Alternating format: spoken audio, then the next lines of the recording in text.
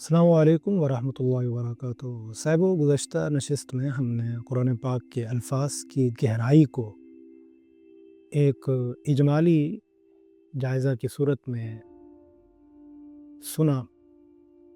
آج ہم اسی پہلو کو آج کی نشست میں اس نشست میں بھی ہم اسی پہلو کو مزید ڈسکس کریں گے اور اس کے مزید جو گہرائی والے پہلو ہیں وہ ہمارے سامنے آئیں گے۔ صاحب قرآنی عربی کی گہرائی، اس کی صوتی حلاوت، قرآن کے نحوی و صرفی نظام کی بے پناہ طاقت اور ایک آیت کے اندر متعدد معانی کے یکجا ہونے کی صلاحیت پر اگر نظر کی جائے تو یہ حقیقت خود بخود آشکار ہو جاتی ہے کہ اسی ایک کتاب نے اسلام جیسی عظیم اور ہماگیر تہذیب کی صورت گری کیوں کر کی؟ یہ ایک بنیادی سوال ہے جسے سمجھنا چاہیے۔ اگر قرآن کی ہر آیت سے ہر انسان ایک ہی مفہوم اخذ کرتا، یعنی ہر آیت سے ایک ہی مفہوم اخذ کرتا، اگر اس کا ہر لفظ صرف ایک ہی سطح پر کھلتا، اگر قرآن کی معنوی وسعت محدود اور یک رخی ہوتی، یعنی یہ اگر بنیادی سوال ہے نا، ایک لفظ کا ایک ہی معنی ہوتا تو یہ دین کبھی اپنی اس ہمہ جہت قوت کے ساتھ دنیا کے کنارے کنارے تک نہ پھیلتا۔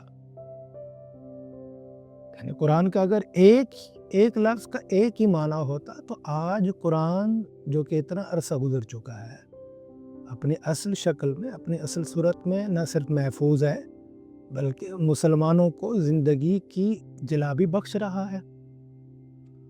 قرآن کا اعجاز یہی ہے کہ اس نے ہر طرح کے انسان کو خطاب کیا، وہ بھی جو سادہ لوح تھے اور وہ بھی جو تہذیبی رچاؤ، فکری گہرائی اور علمی نزاکت کے حامل تھے، لیکن چرواہے بھی اور فلسفی بھی، حرف و صوت کے کاریگر بھی اور علوم فلکیات کے ماہرین بھی، اہل خانقاہ بھی اور اصحاب بازار بھی، ہر ایک نے ایک ہی آیت سے اپنے ظرف اور اپنے حال کے مطابق معنی اخذ کیے۔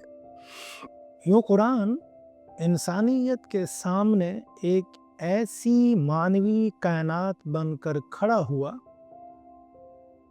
جس میں ہر راہ ایک نئی دریافت کی طرف کھلتی ہے۔ یعنی یہ قرآن کا ایک اعجاز ہے، قرآن کی افاقیت ہے، قرآن کی اہمیت ہے۔ یہ اگر ہم قرآن کا مطالعہ کریں تو قرآن خود بتاتا ہے کہ اللہ اپنا پیغام ہمیشہ اسی زبان میں نازل کرتا ہے جو اس کے مخاطبین کی زبان ہو۔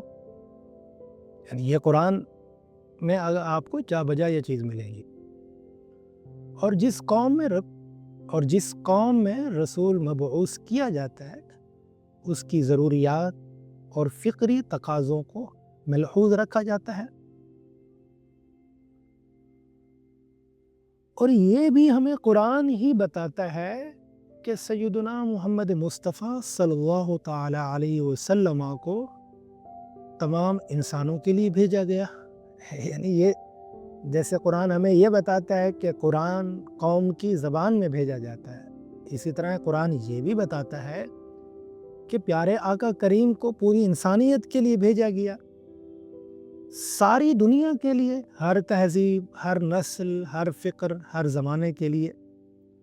جب مخاطب پوری انسانیت ہو تو پیغام بھی ایسی زبان میں آنا چاہیے جو نہ صرف اہل عرب کے لیے واضح ہو بلکہ ایسے سانچے میں بھی ہو جس کے اندر ایسی افاقیت چھپی ہو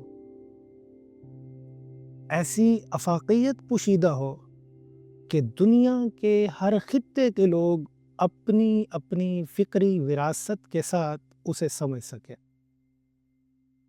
یعنی یہ قرآن کا اعجاز ہے. یہی وجہ ہے کہ قرآن کا خطاب ایک قومی یا قبائلی یا ثقافتی زبان کا خطاب نہیں ہے.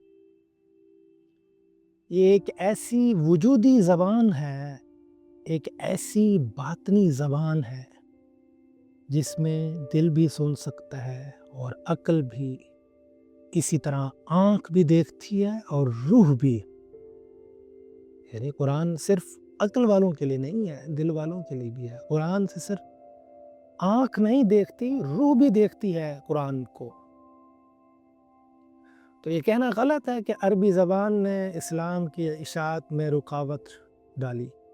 یعنی یہ جو لوگ کہتے ہیں کہ عربی زبان میں اگر قرآن نہ ہوتا تو قرآن کی تعلیمات دور دور تک پہنچ گئی ہوتی، رکاوٹ ڈالی عربی زبان نے. حقیقت اس کے برعکس ہے. عربی زبان نے ہی اسلام کے پھیلنے میں مدد کی ہے. قرآن کا متن تو ایک تھا، لیکن اس کے مفاہیم کے اندر وہ وسعت تھی جو مختلف تہذیبوں، مختلف زبانوں اور مختلف ذہنی اور مختلف ذہنی ساختوں کو قبول کر سکے.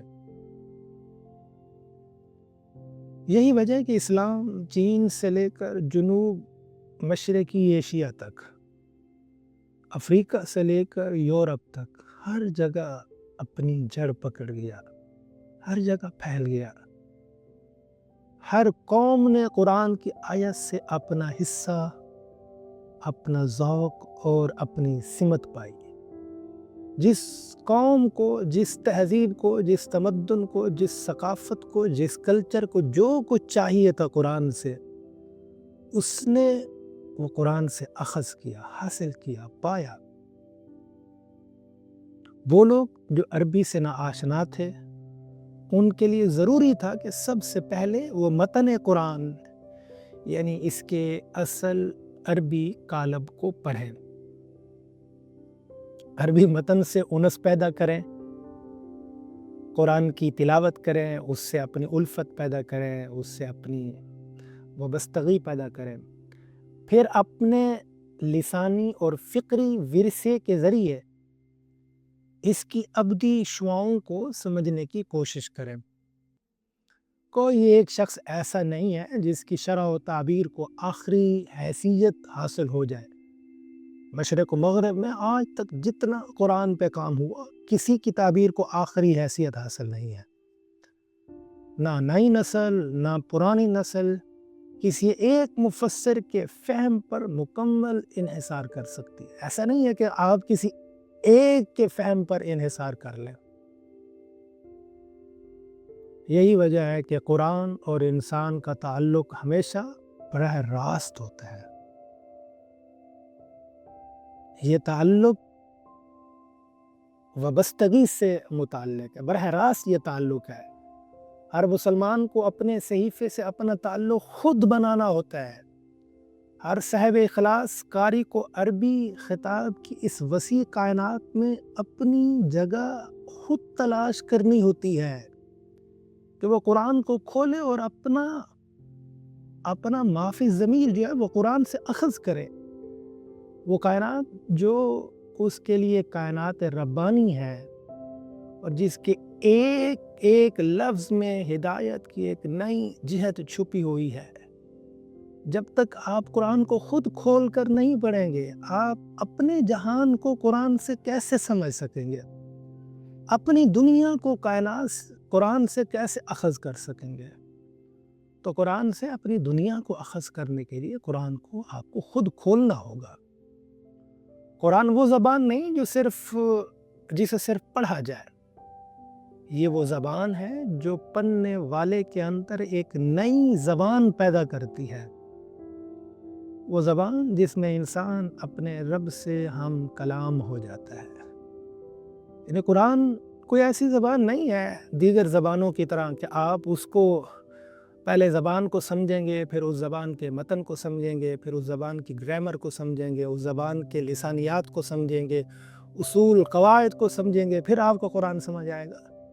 بھائی قرآن کو سمجھنے کے لیے سب سے پہلا مرحلہ وہ ہے قرآن سے وابستگی اپنی پیدا کریں، اور وابستگی کے لیے سب سے بنیادی چیز ہے تلاوت۔ آپ جتنا زیادہ قرآن کی تلاوت کرتے جائیں گے، اس کے لسانی، اس کے متن سے آپ اتنے زیادہ قرب حاصل کرتے جائیں گے۔ تو پہلا مرحلہ تو یہ ہے، یعنی قرآن کی تلاوت۔